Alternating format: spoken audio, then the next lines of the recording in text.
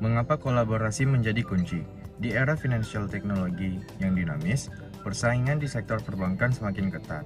Namun, alih-alih hanya fokus pada kompetisi, banyak bank mulai menyadari pentingnya kolaborasi. Berikutnya adalah beberapa alasan mengapa kolaborasi menjadi kunci bagi keberhasilan bank di masa depan. Yang pertama, inovasi yang lebih cepat. Kedua, peningkatan pengalaman pelanggan.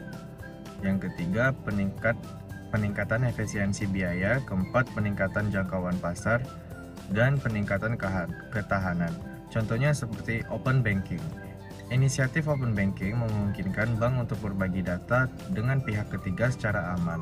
Hal ini membuka peluang bagi pengembangan berbagai layanan keuangan inovatif, seperti agregasi data keuangan dan perencanaan keuangan yang lebih personal.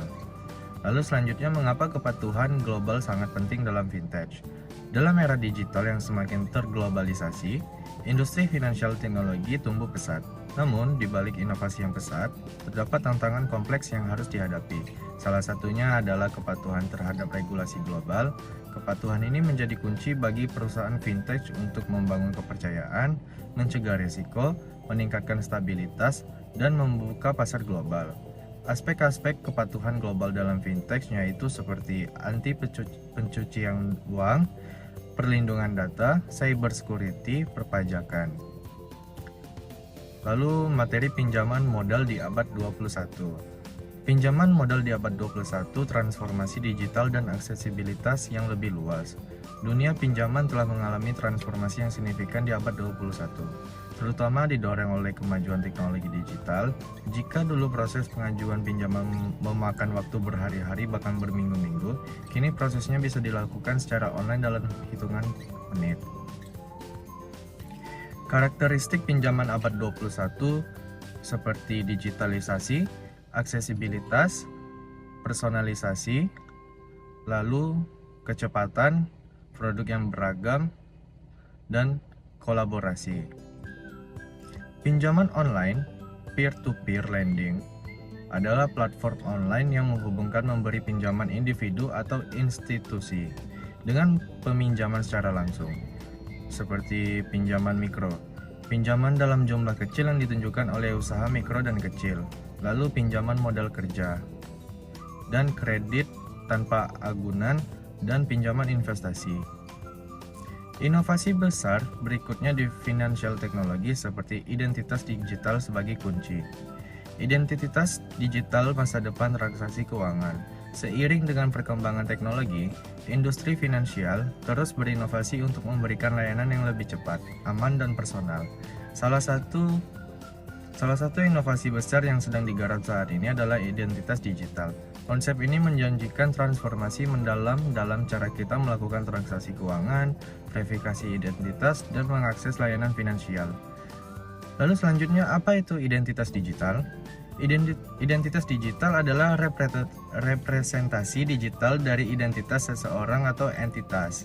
Ini mencakup informasi pribadi seperti nama, tanggal lahir, alamat, serta data biometrik seperti sidik jari, wajah, atau iris mata. Identitas digital ini terenkripsi dan disimpan secara aman dalam sebuah sistem, sehingga dapat digunakan untuk melakukan berbagai transaksi online dengan cepat dan aman. Mengapa identitas digital penting di fintech? Identitas digital penting di fintech karena peningkatan keamanan, pengalaman pengguna yang lebih baik, dan personalisasi layanan. Raksasa teknologi bertransformasi menjadi bank non-bank, disrupsi baru di sektor keuangan. Fenomena baru di dunia perbankan dalam beberapa tahun terakhir. Kita menyaksikan fenomena menarik di mana raksasa teknologi seperti Google, Amazon, Apple, dan Facebook mulai merambah ke sektor keuangan. Mereka tidak lagi sekedar menyediakan layanan digital, tetapi juga menawarkan berbagai produk dan layanan keuangan layaknya bank. Fenomena ini sering disebut sebagai fintech atau teknologi finansial. Mengapa raksasa teknologi beralih ke sektor keuangan? Basis penggunaan yang besar. Raksasa teknologi memiliki basis penggunaan yang sangat besar. Dengan data yang dimiliki, mereka dapat mengembangkan produk keuangan yang sangat personal dan relevan dengan kebutuhan pengguna. Lalu data yang berharga, data seperti data transaksi, kebiasaan belanja, dan preferensi pengguna menjadi aset berharga yang dapat digunakan untuk mengembangkan modal kredit yang lebih akurat. Lalu infrastruktur teknologi yang kuat. Raksasa teknologi memiliki infrastruktur teknologi yang sangat canggih, memungkinkan mereka untuk mengembangkan layanan keuangan yang cepat, aman, dan skalabel. Potensi profitabilitas. Sektor keuangan menawarkan potensi keuntungan yang sangat besar. Dengan memasuki sektor ini, raksasa teknologi dapat menciptakan sumber pendapatan baru. Lalu, desain tidak lagi menjadi sebuah opsi atau pengalaman pengguna dalam vintage. Pengalaman pengguna sebagai inti dari vintage dalam era digital yang semakin pesat. Persaingan di sektor keuangan semakin ketat. Vintage, dengan inovasi dan pendekatan yang lebih customer-centric, telah mengubah lanskap industri perbankan tradisional. Salah satu faktor kunci keberhasilan vintage adalah pengalaman pengguna yang sangat baik. UX tidak lagi menjadi opsi, melainkan keharusan bagi setiap perusahaan vintage yang ingin bertahan dan berkembang. Lalu, mengapa UX sangat penting dalam vintage? UX sangat penting dalam vintage, seperti contohnya persaingan yang ketat. Dengan banyaknya pemain di pasar vintage, UX yang unggul menjadi pembeda utama antara satu perusahaan dengan yang lainnya. Lalu, kepuasan pelanggan. UX yang baik akan meningkatkan kepuasan pelanggan, loyalitas, dan retensi. Akuisisi pelanggan baru. Pengalaman yang mudah dan menyenangkan akan menarik lebih banyak pelanggan baru. Efisiensi operasional. UX yang dirancang dengan baik dapat mengurangi biaya operasional karena mengurangi jumlah pertanyaan pelanggan dan meningkatkan efisiensi proses. Lalu, membina vintage baru untuk komunitas. Membangun vintage untuk komunitas sebuah tantangan dan peluang. Membangun vintage untuk komunitas adalah langkah yang berani dan menjanjikan. Dengan memahami kebutuhan spesifik komunitas, vintage dapat memberikan solusi keuangan yang lebih relevan dan inklusif. Namun, membangun vintage dari nol membutuhkan perencanaan yang matang dan eksekusi yang solid. Mengapa membangun vintage untuk komunitas? Vintage komunitas dapat memberikan solusi keuangan yang disesuaikan dengan kebutuhan dan karakteristik unik suatu komunitas, meningkatkan inklusi keuangan, memperkuat ekonomi lokal, dan membangun jaringan sosial. Lalu diantaranya seperti koneksi antara vintage dan sektor keuangan tradisional, kolaborasi antara bank tradisional dan startup vintage, tantangan dan peluang dalam integrasi teknologi baru ke dalam sistem perbankan yang ada. Peran regulator dalam memfasilitasi inovasi sambil menjaga stabilitas sistem keuangan. Ekosistem vintage Perancis. Profil startup vintage yang menonjol di Perancis, peran pemerintah dan lembaga keuangan dalam mendukung ekosistem vintage perbandingan ekosistem vintage Perancis dengan negara-negara Eropa lainnya. Lalu, materi perjalanan menuju sebuah vintage. Memahami perjalanan menuju sebuah vintage adalah sebuah petualangan yang penuh tantangan dan peluang.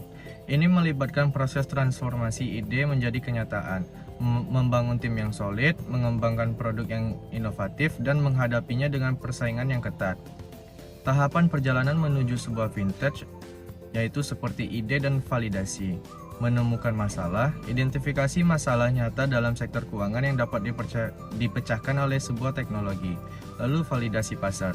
Lakukan riset pasar untuk memastikan ada permintaan yang cukup untuk solusi yang ditawarkan. Lalu seperti analisis kompetitor, pelajari kompetitor untuk menemukan celah pasar dan diferensiasi. Lalu pengembangan produk, MVP atau minimum viable product, buat versi awal produk untuk mendapatkan umpan balik dari pengguna. Lalu iterasi, terus memperbaiki produk berdasarkan umpan balik pengguna. Lalu teknologi, pilih teknologi yang tepat untuk membangun platform tim vintage yang aman dan scalable.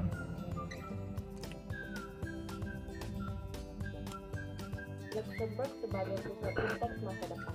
Luxembourg berambisi untuk menjadi salah satu pusat fintech terkemuka di dunia dengan lebih dari 150 perusahaan fintech yang beroperasi. Negara ini menawarkan lingkungan regulasi yang fleksibel, sistem pajak yang menarik, dan dukungan pemerintah yang kuat untuk inovasi Inisiatif seperti Digital Luxembourg menunjukkan komitmen pemerintah untuk menciptakan ekosistem yang ramah bagi perusahaan fintech. Namun, tantangan utama yang dihadapi adalah meningkatkan akses terhadap pendanaan dan mempromosikan kolaborasi antara perusahaan fintech dan institusi keuangan tradisional. Vienna sebagai pusat fintech nomor 1 dalam pembayaran seluler. Vienna telah muncul sebagai pusat utama untuk inovasi dalam sektor pembayaran, khususnya pembayaran seluler. Infrastruktur pembayaran yang sederhana dan efisien serta dukungan dari kebijakan pemerintah yang mendorong penggunaan teknologi pembayaran telah menjadikan kota ini sebagai tempat yang menarik bagi perusahaan rintisan di bidang pembayaran. Selain itu, kesadaran akan manfaat masyarakat yang lebih non-tunai juga mendorong adopsi teknologi pembayaran yang lebih luas. Ekosistem fintech India memiliki ekosistem fintech yang dinamis dengan kota-kota seperti Bangalore, Mumbai, dan New Delhi berfungsi sebagai pusat inovasi dengan dukungan dari raksasa TI dan modal investasi yang kuat. India menjadi tempat pengujian bagi perusahaan rintisan fintech yang berfokus pada layanan keuangan seperti pembayaran, keuangan mikro, dan perdagangan. Semangat inovasi dan dukungan regulasi juga berkontribusi pada pertumbuhan sektor ini, menjadikan India sebagai salah satu pasar fintech yang paling menjanjikan di dunia. Singapura sebagai pusat fintech untuk Asia Tenggara. Singapura telah menjadi pusat fintech yang menarik bagi perusahaan rintisan di seluruh Asia Tenggara. Dengan komunitas fintech yang kuat, cara networking dan dukungan dari pemerintah, Singapura menawarkan lingkungan yang mendukung bagi wirausahawan dan investor. Banyak perusahaan rintisan dari negara-negara dengan pasar besar seperti India dan Indonesia memilih untuk beroperasi di Singapura untuk mendapatkan akses ke pengetahuan dan jaringan yang lebih luas. Keterbukaan para mentor dan investor di Singapura juga menjadi daya tarik tersendiri bagi perusahaan bisnis fintech di kawasan ini. Selanjutnya yaitu sejarah uang. Uang telah berevolusi dari bentuk-bentuk awal seperti emas, perak, dan barang barter lainnya. Koin perak yang dikenal sebagai Pieces of Eight menjadi populer di Eropa dan Asia pada abad ke-16 dan digunakan sebagai alat tukar yang sah di Amerika Serikat hingga pertengahan abad ke-19. Uang fiat. Saat ini dolar AS dan banyak mata uang lainnya adalah uang fiat yang tidak memiliki nilai intrinsik dan tidak dapat ditukarkan dengan nilai logam mulia. Nilai uang fiat bergantung pada kepercayaan masyarakat terhadap pemerintah yang mengeluarkannya. Dolar AS juga berfungsi sebagai mata uang cadangan global digunakan dalam transaksi internasional. Perubahan dalam bentuk uang. Dengan kemajuan teknologi, penggunaan uang fisik seperti koin dan uang kertas telah berkurang digantikan oleh transaksi elektronik dan kartu plastik. Generasi muda saat ini lebih cenderung menggunakan metode pembayaran digital seperti aplikasi mobile daripada cek kertas.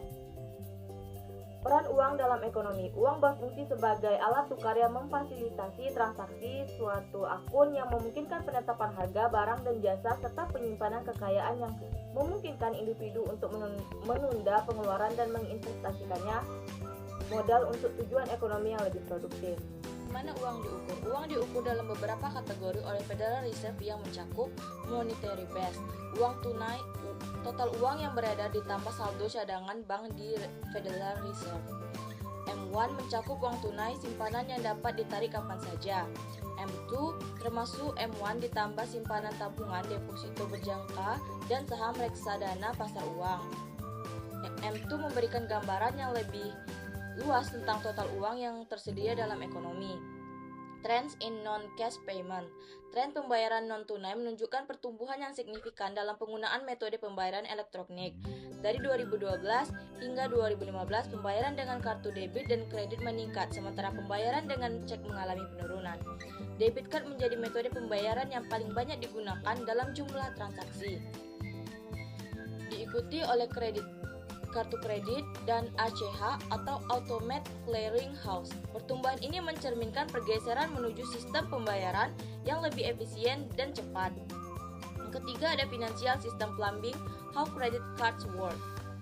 Sistem kartu kredit melibatkan 4 pihak, pemegang kartu, pedagang, bank penerbit, dan akuisitor.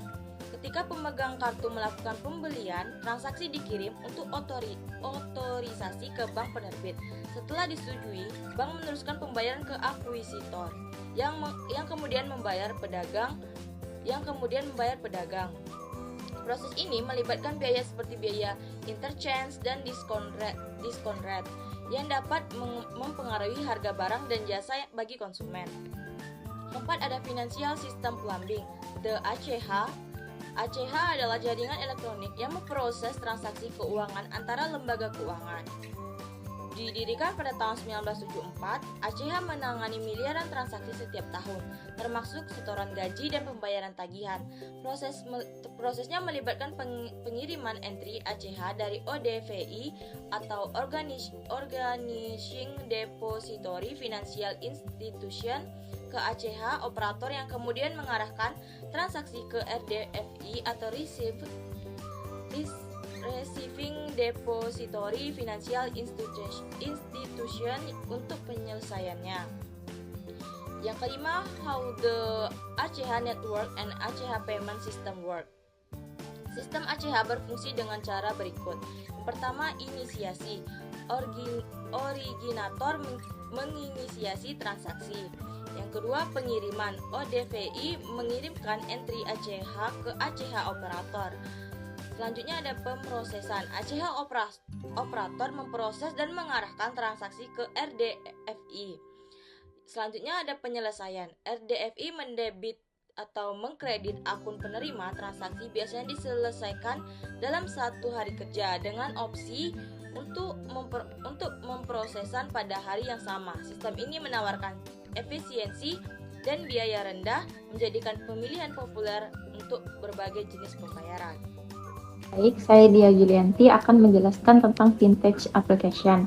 Nah, di bab ini saya akan menjelaskan mata uang digital atau kripto, penawaran saham perdana, blockchain dan teknologi buku besar terdistribusi yang mendukung mata uang ini dan penerapannya yang lebih luas. Yang pertama, itu saya akan menjelaskan digital or cryptocurrencies, di mana ada lebih dari 2.500 mata uang digital atau mata uang kripto yang berbeda dengan lebih banyak lagi yang sedang dikembangkan. Nah, yang paling populer itu adalah Bitcoin dan Ether. Tetapi Ripple, Zcash, Litecoin, dan yang lainnya juga memiliki pendukung meskipun adopsi mata uang digital ini terus meningkat. Nah, pasar global untuk semua mata uang ini pada tahun 2017 diperkirakan kurang dari 300 miliar dolar. Nah, yang kedua saya akan menjelaskan how Bitcoin works, di mana Bitcoin ini dan mata uang kripto lainnya menawarkan sistem pembayaran alternatif yang memiliki beberapa keunggulan dibandingkan sistem keuangan tradisional seperti kecepatan dan efisien transaksi, biaya transaksi yang lebih rendah, independensi dari kontrol pemerintah pusat, keamanan informasi pengguna yang lebih baik, dan potensi anonimitas dalam bertransaksi serta perlindungan terhadap inflasi. Nah, meskipun demikian, mata uang kripto itu juga menghadapi sejumlah tantangan dan masalah, termasuk penerimaan yang masih terbatas di pasar, masalah skalabilitas dan kecepatan transaksi, seiring dengan peningkatannya pengguna. Dan ada juga kekhawatiran keamanan terkait peretas dan pencurian, dan volatilitas nilai yang tinggi. Nah, regulasi menjadi isu penting dalam perkembangan mata uang kripto, yang dimana pemerintah mulai meningkatkan pengawasan terhadap transaksi mata uang kripto, dan ada kekhawatiran tentang penggunaan mata uang kripto untuk aktivitas ilegal. Nah, itu ada juga otoritas pajak seperti IRS di Amerika Serikat itu mulai memperlakukan mata uang kripto sebagai properti untuk tujuan perpajakan. Yang ketiga itu saya akan menjelaskan Silk Road, di mana Bitcoin ini memiliki potensi penyalahgunaan untuk transaksi ilegal.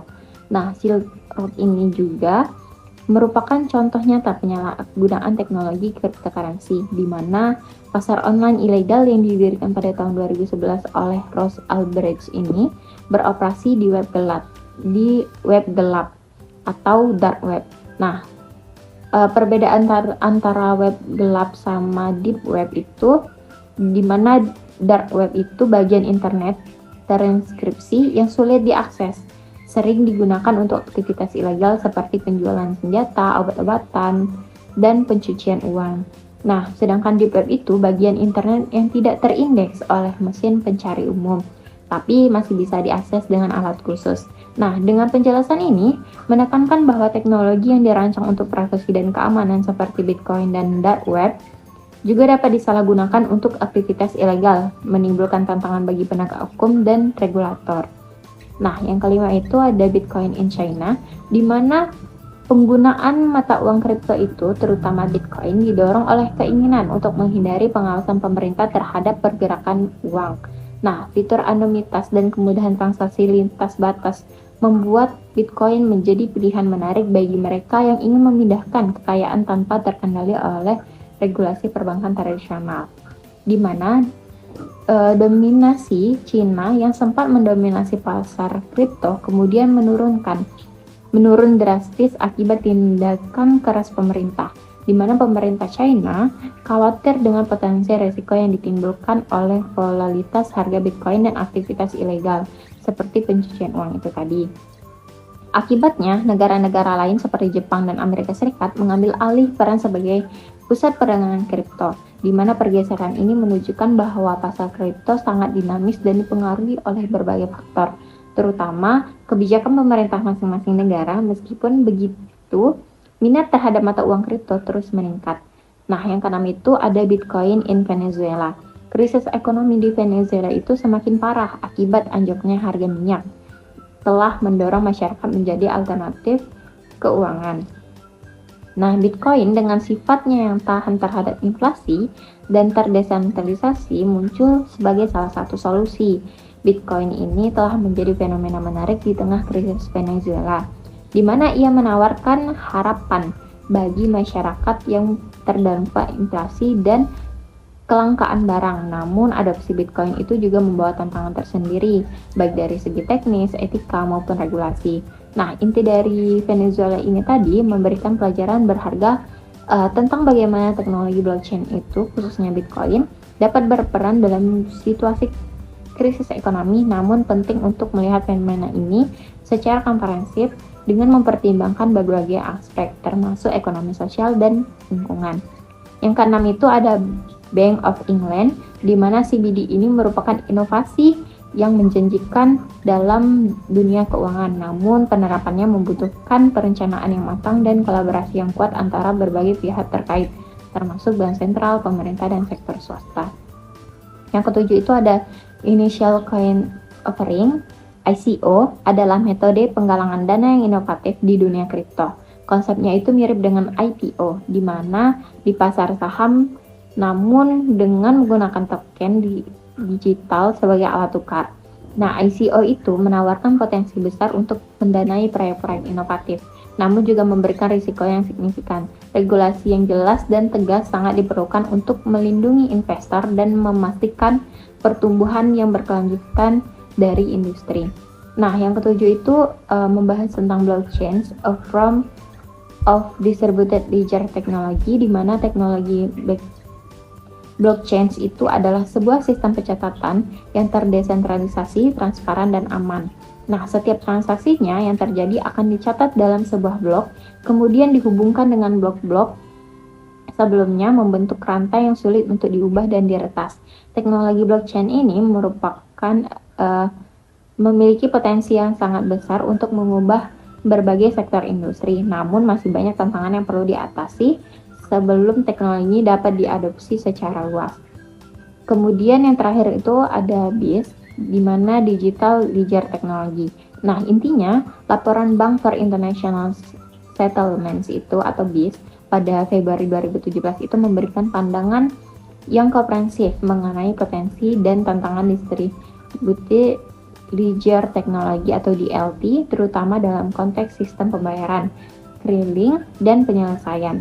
Nah, DLT ini memiliki potensi yang sangat besar untuk merevolusi industri keuangan, namun teknologi ini masih dalam tahap pengembangan dan perlu mengatasi sejumlah tantangan sebelum dapat diadopsi secara luas. Selanjutnya saya akan menjelaskan mengenai beberapa hal. Yang pertama yaitu R3. R3 mengorganisir konsorsium 75 lembaga keuangan besar untuk mengembangkan teknologi blockchain untuk mengubah perdagangan, pelaporan, dan hal-hal terkait lainnya. Selanjutnya yaitu Lembaga Perwalian Penyimpanan dan Clearing. Depository Trust and Clearing Corporation atau DTCC bertindak sebagai lembaga penyimpanan dan clearing sentral untuk banyak perdagangan derivatif keuangan yang ditransaksikan oleh bank-bank dealer terbesar. Pemilikan aset digital. Digital Asset Holdings juga didirikan pada tahun 2014 oleh para eksekutif Wall Street yang berpengalaman. Perusahaan ini dengan cepat mengakuisisi dan mengkonsolidasikan beberapa perusahaan teknologi blockchain. Selanjutnya yaitu Bursa Dagang Chicago. CME akan mengembangkan dan mengelola platform perdagangan untuk RMG yang akan diterbitkan sebagai catatan digital untuk emas batangan yang disimpan di Royal Mint. Para mitra menyatakan bahwa perdagangan RMG akan didasarkan pada teknologi blockchain. Selanjutnya yaitu Ripple. Pada bulan Februari 2017, Bank Nasional Abu Dhabi mengumumkan uji coba sistem transfer pembayaran instan Ripple yang berhasil, yang menjanjikan peningkatan kecepatan transaksi keuangan bank secara drastis. Selanjutnya yaitu payments. Beberapa aplikasi vintage yang paling inovatif dan sukses adalah di bidang pembayaran. Perkembangan ini terjadi di beberapa bidang berbeda. Yang pertama yaitu dompet seluler, yang kedua yaitu pembayaran seluler peer-to-peer, yang ketiga yaitu point of sale, dan keempat yaitu memonetisasi data.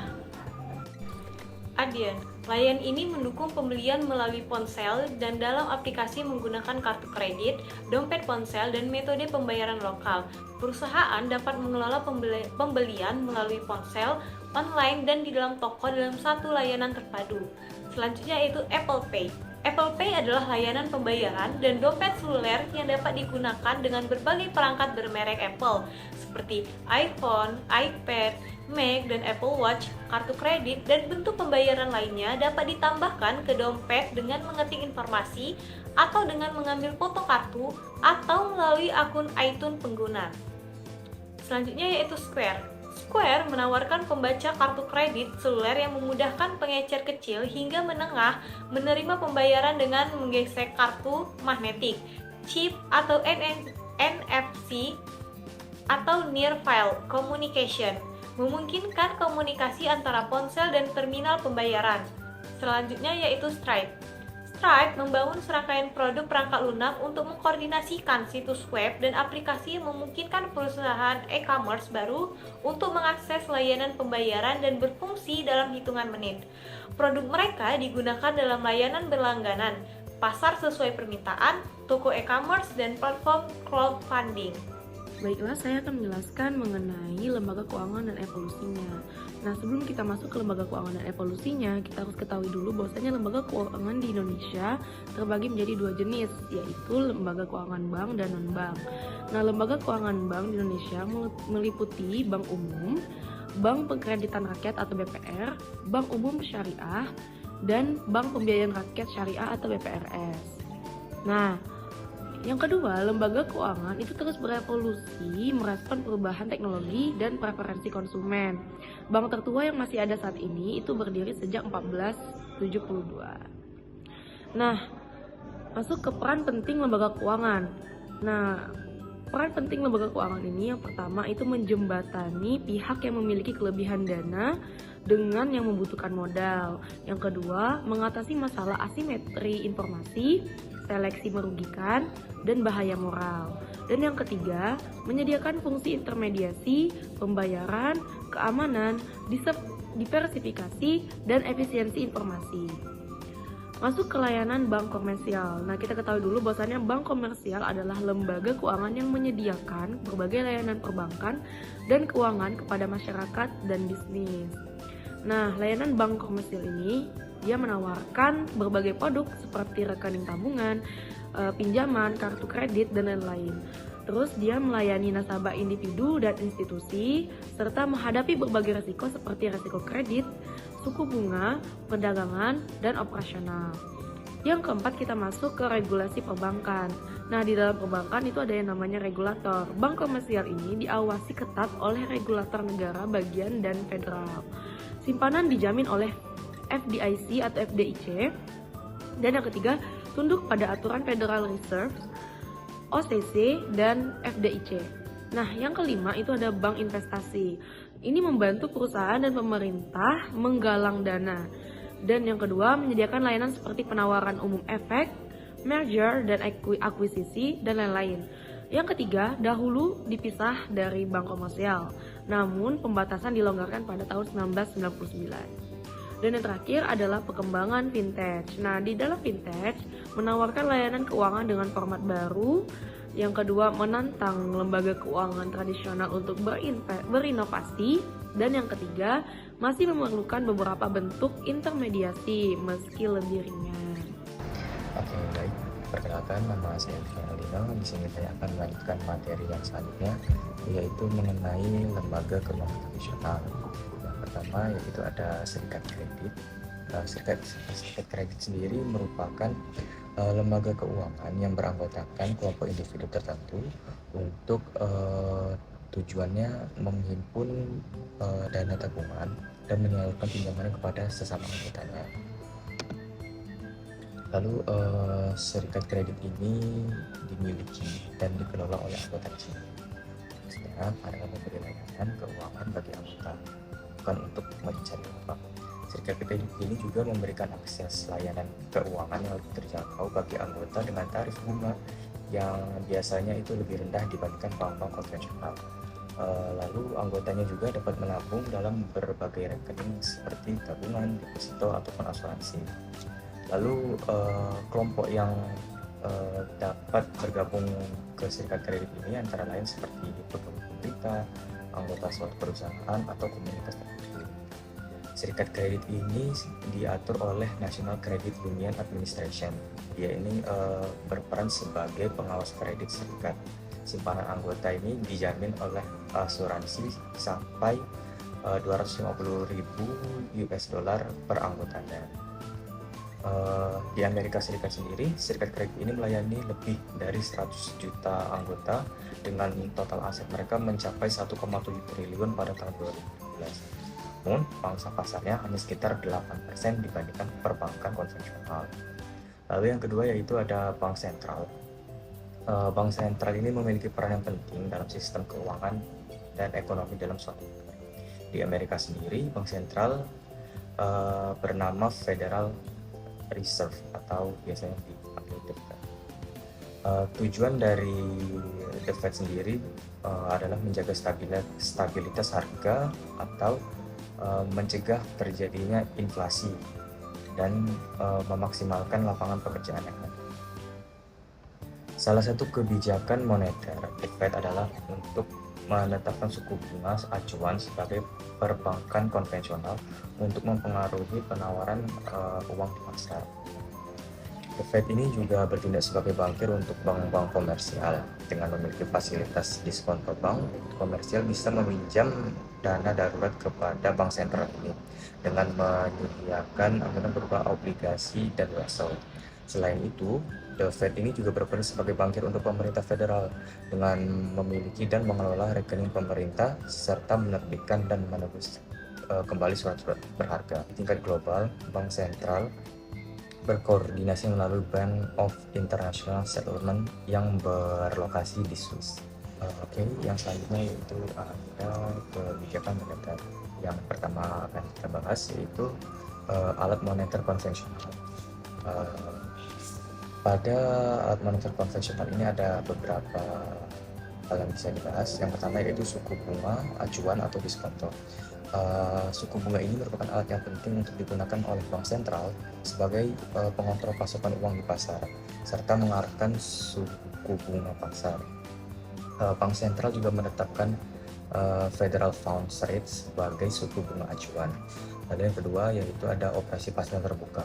Bank sentral ini melakukan jual atau beli surat berharga di pasar untuk mempengaruhi likuiditas perbankan dan suku bunga pada pasar yang sesuai dengan target mereka.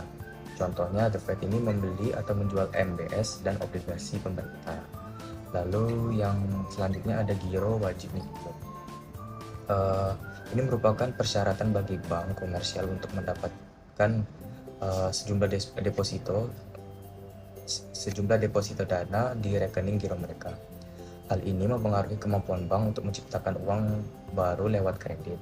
Lalu yang selanjutnya yaitu kebijakan moneter non konvensional. pada yang ini pembelian surat berharga jangka panjang langsung dari pasar sekunder, bukan melalui lelang likuiditas seperti halnya operasi pasar terbuka konvensional. Contohnya seperti program peluncuran kuantitatif easing oleh Fed. Lalu pemberian forward guidelines kepada pasar tentang arah kebijakan suku bunga di masa depan. Misalnya seperti Fed ini memberi petunjuk bahwa suku bunga akan tetap rendah hingga tingkat penurunan pengangguran turun.